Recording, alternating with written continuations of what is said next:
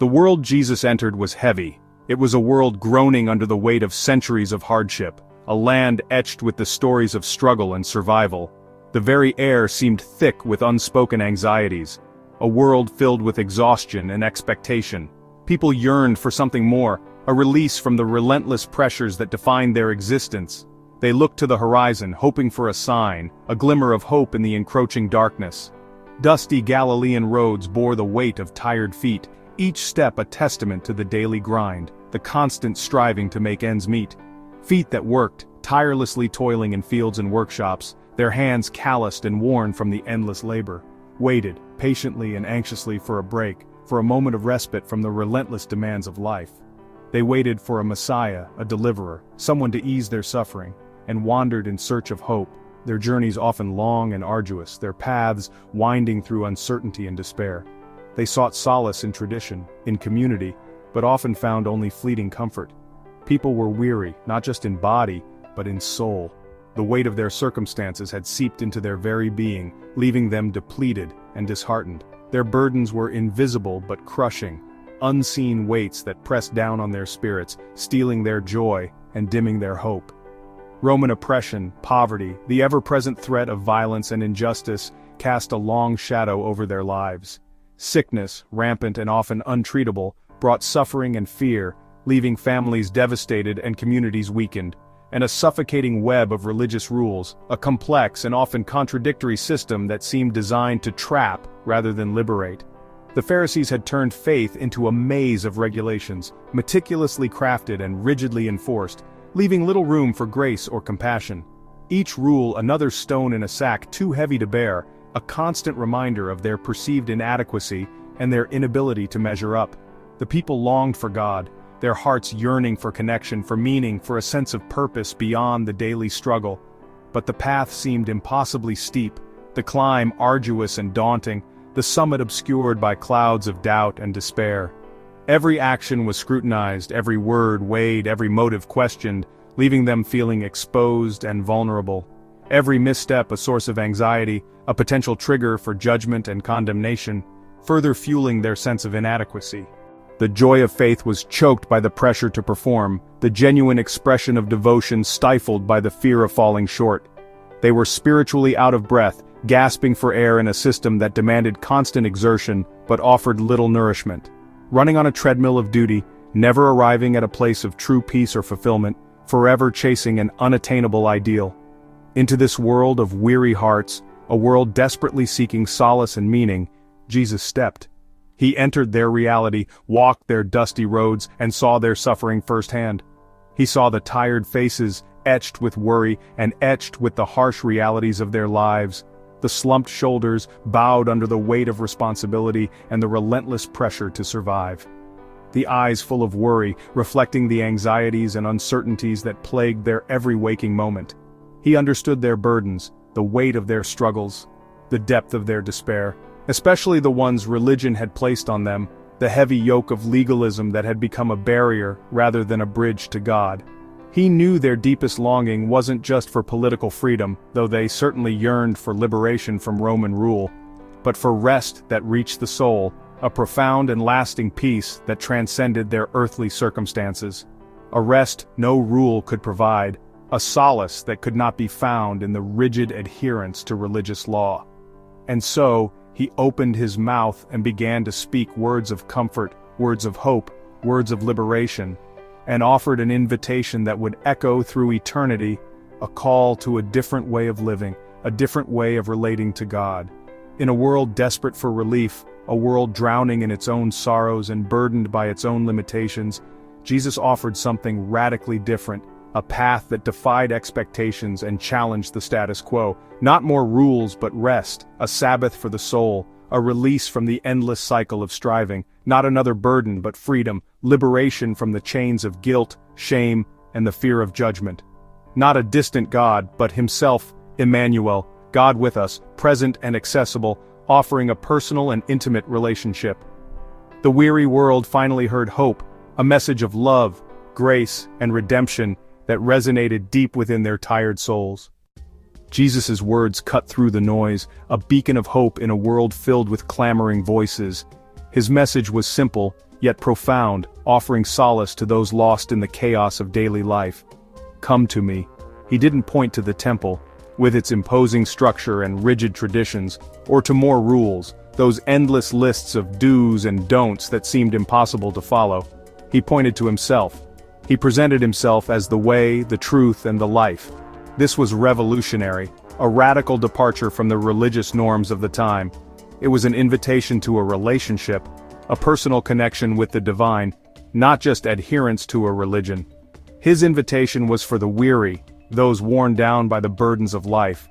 The burdened, carrying the weight of their sins, their failures and their anxieties, the ones who felt like giving up, who had lost all hope and were ready to surrender to despair. Your weariness, he said, is your qualification. Your brokenness is not a barrier, but an entry point. The Pharisees demanded more effort, more sacrifices, more adherence to their complex rules. Jesus offered rest, a respite from the endless striving, and a sanctuary for the soul. He didn't add to their load. He didn't pile on more expectations or demands. He promised to lift it, to share their burden, and lighten their load. The religious leaders put heavy yokes on people's necks, binding them with legalistic requirements and crushing expectations. Jesus offered a yoke that brought relief, a burden that was light and easy to bear. Imagine the crowd's relief, the collective sigh of those who had been carrying too much for too long. Finally, someone saw their struggle and offered grace, not more demands, compassion instead of condemnation. He wasn't shouting from a mountaintop, issuing pronouncements from a distance. He was among them, arms open, ready to embrace them in their brokenness. The invitation was gentle, a whisper of hope in the midst of despair, not a command to perform, a rigid set of rules to follow, but a call to come close, to draw near to his heart. In him, they would find what their souls craved, the fulfillment of their deepest longings, peace, a peace that surpasses all understanding. This was not a new system, a replacement set of rules and regulations, but a new way of living, a transformed life empowered by his grace. Jesus' invitation was personal, present, and full of promise, a lifeline extended to those drowning in their struggles. He offered himself as the answer to their deepest need, the solution to their most pressing problems. The message was clear, unambiguous, and easily understood. Come as you are, just as you are. No more striving, no more trying to earn his love, no more pretending, no more hiding behind a facade of perfection. Just come, simply come, and find rest, true rest for your weary soul. The invitation still stands, echoing through the ages, waiting for you to accept. What kind of rest was Jesus offering? Not a day off, not a vacation, but rest for the soul. The Sabbath had become stressful, full of rules. Jesus offered something deeper. Soul rest is a quietness inside undisturbed by outside chaos. It's the end of striving, the silencing of, am I enough?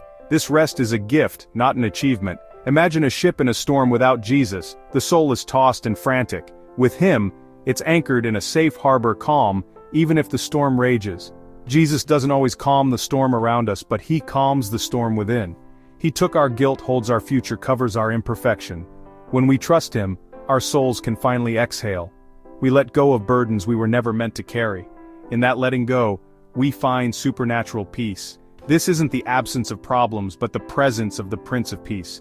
Jesus' rest is for the deepest part of us. It's the rest we've always needed, but could never earn. In him, striving ends and true peace begins. That's the rest he offers. Jesus extends a profound invitation to each of us, to take his yoke upon our shoulders. It's an invitation that seems counterintuitive at first glance, a call to embrace something that might appear to be a burden. But within this invitation lies a deeper truth, a promise of partnership and shared strength. A curious image, isn't it? The yoke. A yoke in its simplest form joins two oxen together, binding them for a common purpose. To our modern ears accustomed to ease and comfort, it sounds like more work, another demand on our already stretched resources, but Jesus clarifies, "Take my yoke," he says with open arms. Not just any yoke, mind you. In his day, the image of the yoke was deeply understood. A young, inexperienced ox was often yoked. To a strong, mature, and experienced one, an ox that knew the fields and the work. The master ox, seasoned and capable, bore the brunt of the weight, setting the pace and direction for the pair. The young ox, still learning, simply walked in step, guided by the wisdom and strength of its companion. This is the essence of Jesus' invitation. He invites us to be yoked with him, to enter into a partnership where we are not alone in our struggles. He carries the load, the weight of the world, while we follow his lead, learning from his example. It's not a burden to be feared, but a partnership to be embraced, a collaboration with the divine. His yoke is easy, he promises, well-fitting, custom-made by the carpenter who knows us best, the one who understands our strengths and weaknesses. The Pharisees' yokes, heavy with rules and regulations, chafed and crushed the spirit. Jesus' yoke, on the other hand, comforts and connects us to him and to one another. We're not alone in this journey. He walks alongside us, setting a gentle pace, bearing the heaviest part of the weight. Our job is to stay close to him, to learn his rhythms, to trust in his strength, and to find our peace in his presence. The struggles of life don't magically disappear when we take up his yoke, but we're no longer facing them alone. We have the support and guidance of the Master. His yoke is the yoke of grace, a gift freely given, not a demand for perfect performance. The Christian life isn't meant to be a solo endeavor, a lonely path walked in isolation. It's a partnership, a shared journey with Jesus at our side. His yoke is custom fit to our unique shape and calling. Gentle and kind, it doesn't demand the impossible. It doesn't crush our spirit. Instead, it frees us to become who we were created to be. In his yoke, we find the strength we never knew we possessed, and the rest for our souls that we've been searching for in all the wrong places. Walk with him, yoked together in purpose and love, and discover the difference a true partnership can make. His yoke is rest, a refuge for the weary, a promise of peace in the midst of the storm. When we accept Jesus' invitation, gifts flow from him. First is peace, a deep calm that guards our hearts even when the world shouts worry. Next is direction. He leads us step by step as the Good Shepherd. We're freed from the weight of guilt. Jesus carried it all to the cross. He washes us clean, removes our shame, and gives us freedom. Our identity shifts. We're no longer defined by our past or performance, but as children of God. Loved, chosen, secure. This identity doesn't change with circumstances. It gives us rest from the exhausting work of self-justification. These gifts aren't earned, they're received. Peace, direction, freedom, and identity flow from being yoked to Jesus. In him, we stand tall, unburdened by the past. We can finally rest. The gifts he gives are exactly what our weary souls need. Come to him and receive. The gifts are free, the rest is real. A dangerous lie says we must clean ourselves up before coming to Jesus. We think, I'll come once I'm less of a mess. But that's like waiting for a broken leg to heal before seeing the doctor. Jesus calls the messy, the broken, the exhausted. Your brokenness isn't a barrier, it's the reason he came. He's a doctor for the sick, a rescuer for the lost. To try and fix yourself first is to miss the point. Like a child running to her father, we come as we are, dirt, tears, and all. His grace isn't a reward for improvement, it's the power for transformation. He says, I love you, let me make you clean. The first step is surrender, not self-reformation. If you're waiting to be good enough, stop waiting. Come now with your doubts, fears, and failures. Bring your weary heart. He's not waiting for a better version of you. He's waiting for you. The invitation is for today. Come as you are. He welcomes you. Jesus' invitation is the start of a lifelong journey. Learn from me, he says. This is discipleship. We become his students, learning his ways, heart, and voice. The curriculum, gentleness and humility. We let go of pride and anger and harshness, and learn to treat others as he treats us. This learning happens in daily choices. Patience, forgiveness, service. Some days we stumble, but his grace picks us up. As we learn from him, we find rest for our souls. Pride and anger are heavy. Gentleness and humility are light. This daily walk is how we experience his rest. Transformation is slow, but steady. The more we become like him, the more peace we find. The journey is ongoing, but the rest is real. Walk with him and learn. Many of us carry burdens Jesus never asked us to pick up. Worry, perfectionism, others' opinions, past regrets. These are heavy, unnecessary weights. Jesus' burden is light, the weight of love. Love lifts us. Fear, guilt, and pride drag us down. Finding rest means learning to lay down what he never intended us to carry. Unpack your backpack. What are you carrying that isn't yours? Lay down guilt. He's forgiven you. Lay down anxiety. He provides. Lay down the need to change others. He's the one who transforms. Rest is found in subtraction, not addition. Surrender is daily, sometimes hourly. When worry or regret returns, give it to Jesus. Keep your pack light. Carry only what he gives. Trust him with the rest.